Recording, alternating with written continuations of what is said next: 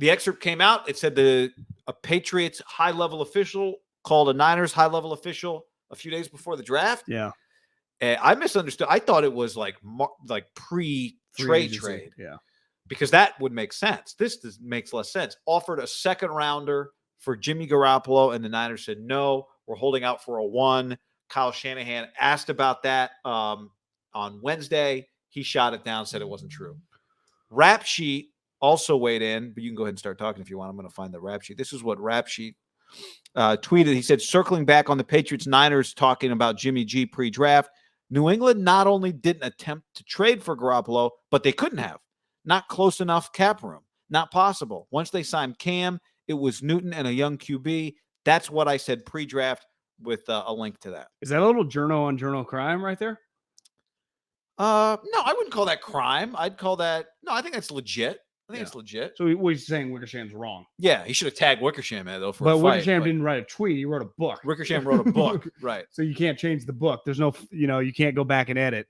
I would imagine I think if you're writing it in a book, you're going to believe in it very strongly. I vividly remember Michael Lombardi, who I think has a son that is the quarterback coach right now for the Patriots and obviously knows Belichick really well, said they had talked.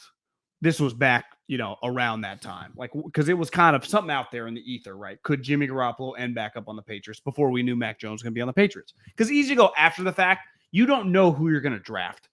So once the draft ends, it's why a lot of guys that are outside of the league, they sign with teams after because they wait to see who, what positions they draft, right? Like a veteran player might wait till after the draft. So the Patriots didn't know Mac Jones, one, was going to be there. Maybe they were, unsure who they were going to draft. But they signed a historic amount of salary cap money. They spent a historic amount of money, right, during the free agency, right, all the players. So Jimmy, and we've talked about this before, his cap hit was like, I think it's like $24 million this year. The one thing Lombardi had talked about, and obviously they have a good relationship with Don Yee, who also represents Jimmy and Tom, they were going to facilitate a trade, but he would have to take a pay cut, which wouldn't make sense for Jimmy Garoppolo, who has a no trade clause to take a pay cut. So there could be some semantics in the way he said it. I'm sure they talked because, again, they don't know Mac Jones is going to be there at 15. And all they have is Cam Newton on basically a $2 million deal. It's not like they were telling everyone Cam Newton was their franchise quarterback before the draft. Now, so could Jimmy have taken a pay cut? Clearly Jimmy made the right financial decision where he's at right now, keeping the same amount of money. Now, I do wonder this. Kyle was quick to basically call it bullshit. Could they have talked, though, before? When I heard Kyle say it and I was in the car and KNBR plays his press conference live, could they have talked in March? To me, I would be absolutely floored if they didn't. Now, let's say they offered him a second-round pick back when they had money. Why would the Niners didn't have incentive? Okay, I give you a pick. You give me pick, I think it was 46. We talked about this yesterday. We did a YouTube video. Pick 46 for Jimmy Garoppolo, March 10th, 5 days before free agency. Who the fuck's my quarterback? Right. If I'm Kyle. I haven't traded up to 3 So that pick 46 is not valuable enough, even though it is valuable looking back. At the time, I haven't traded up yet. The question is, does that offer stand 2 days before the draft? Well, it doesn't because their cap space gone. But you understand what I'm saying. To the Niners, how do they not do that trade? Well, if it was Jimmy was willing to take a pay cut and the trade was on there, it's malpractice. If it's Jimmy didn't make enough, he was never going to take a pay cut, it was really a non-starter, we didn't waste much time talking about it. People in the chat are saying Seth Wickersham tweeted, yes, he did. Here it is. This is actually from 4 hours ago.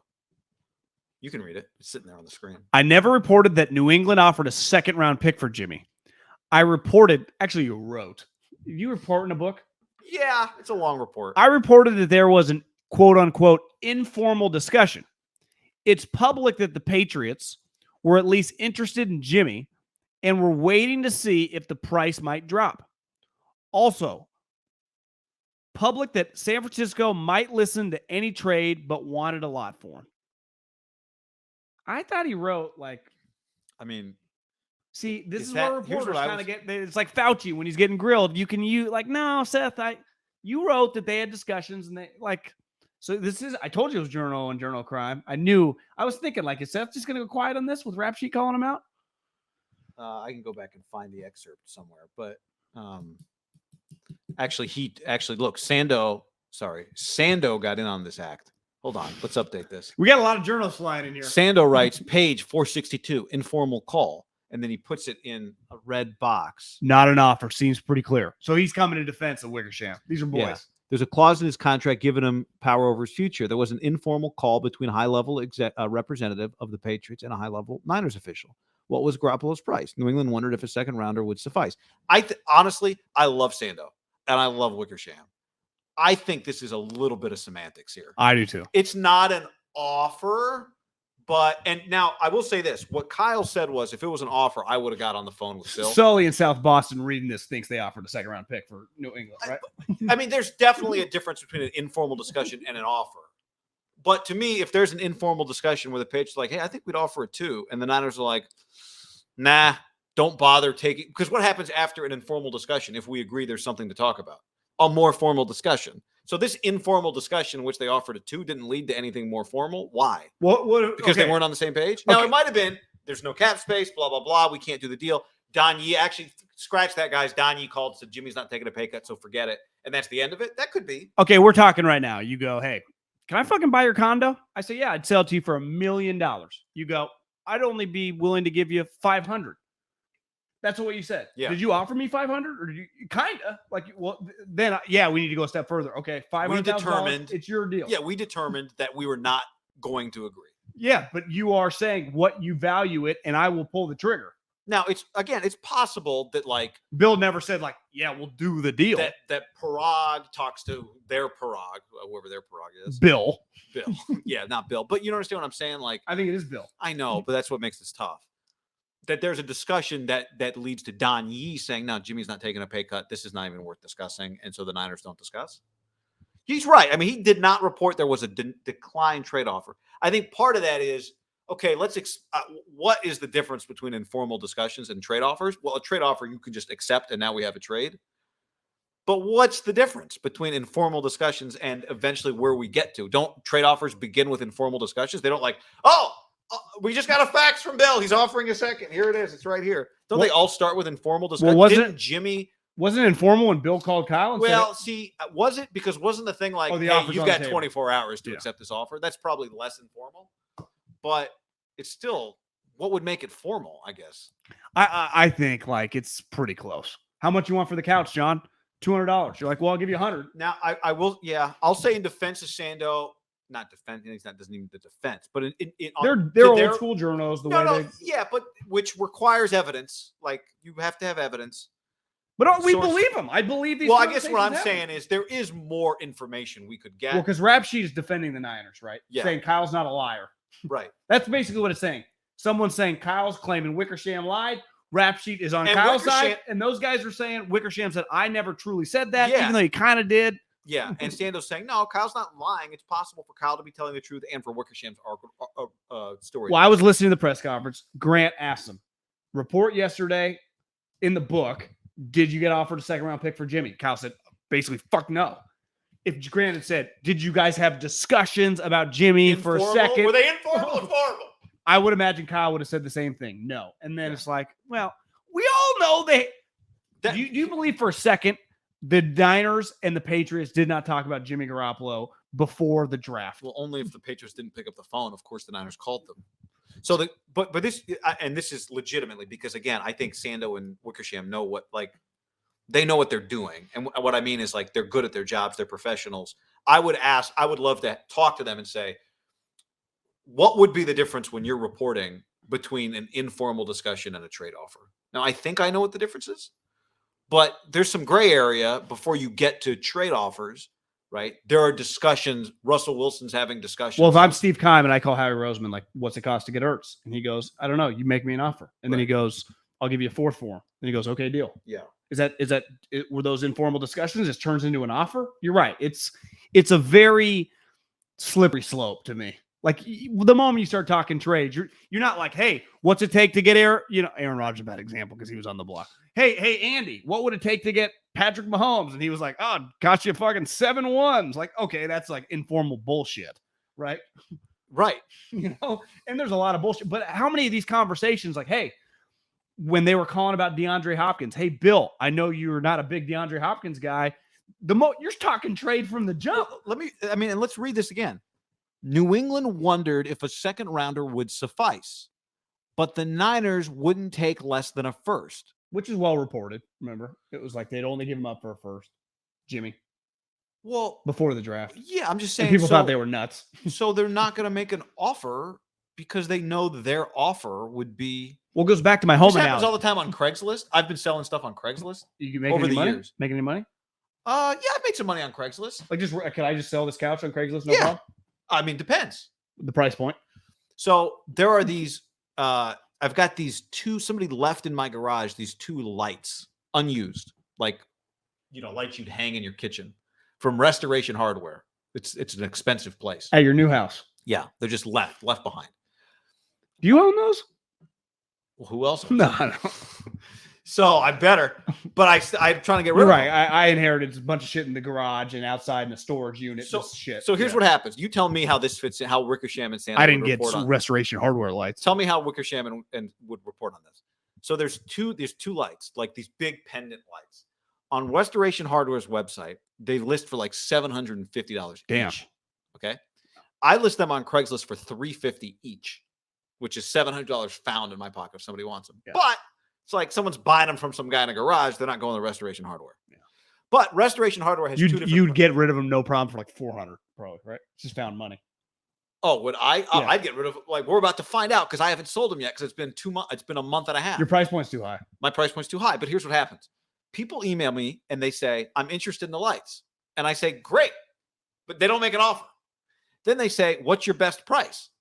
And I say, "Fuck you. What's your best price?" Well, the negotiation ends because the negotiation, the first guy that puts out a number.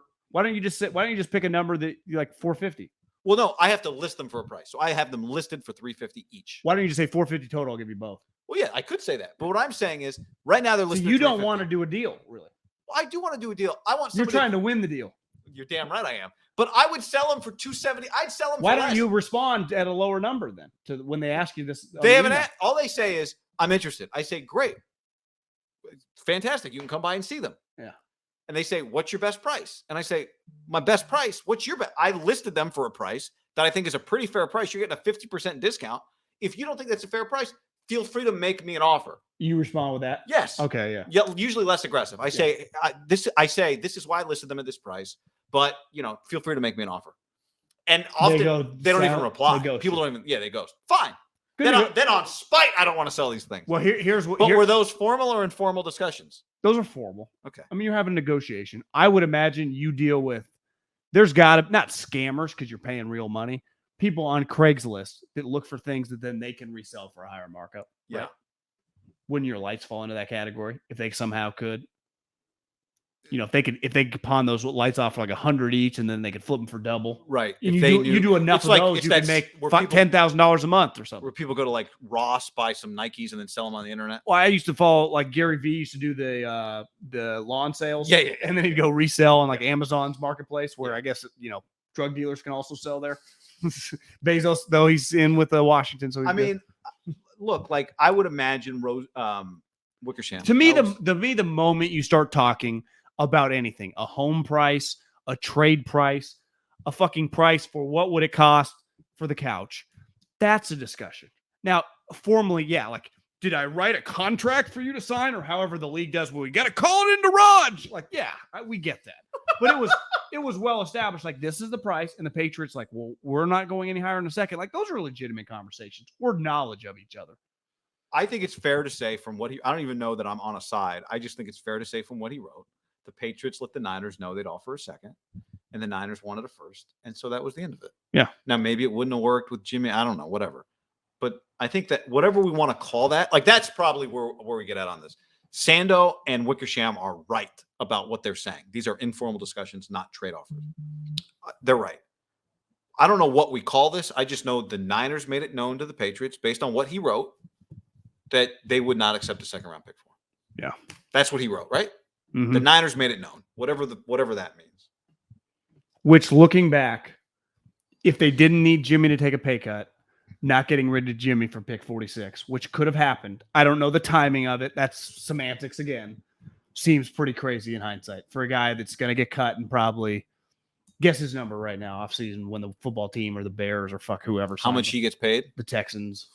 I'm going to say Jimmy signs a probably a little more than you 2-year contract, but fake second year. Okay. For I'm going to go with we haven't seen the season play out yet, but I'm going to say 23 or $24 million. Because Donnie's going to want a lot of credit. Like, damn, Jimmy, what the Texans give Jimmy? But but the first year, or maybe it's like $32 million then. But the first year is like, 7.6 guaranteed or something. Nah, I was going to go a little higher. I was going to say like 10 or 11. And then the second year is, so maybe it's like 26, 11 for the first year, 15 for the second year. But the second year is like a total completely void, fake, team option void. Every penny of that 11 first year guaranteed. You think Jimmy's got $10+ million one more time in him? It's not. I don't think you're crazy, but that will be crazy. What's your guess? Well, I mean, Dalton just got 10 for the Bears, so yeah. I mean, but now it's Dalton. I don't know. It's gonna be something that I guarantee it'll be the number one freak out on social media that day. What's your guess? I think the fake number could be like 2 for 40. It'll just be 2 for 40, but his real number might be like 9.5 or 10.5. Yeah. But it'll be 2 for 40. Schefter will be like, the Houston Texans just gave Jimmy Garoppolo 2 years. Hell, $44 million. The second year could be 28. Honestly, 2 for 50. The number is going to blow people's fucking socks off. I will be stunned if it's like Jimmy Garoppolo signed with the Houston Texans for 1 year, $6.7 million, right? Well, yeah, or Jimmy signs with the chart, like signs to be somebody's backup quarterback. That's not going to happen. Cody on YouTube says informal equals trying to gauge where each part is on value. Formal, we're on the same page. We need to figure out specifics. But there's no specific definition of formal versus informal. Yeah. So I'm not sure where we're we didn't really accomplish much, but I was glad to see, I didn't realize Wickersham also tweeted and then Sando came to his defense. That's the beauty of a live show, is that you get, you get people who serve as your little producers, co-producers. Oh yeah. It's very true.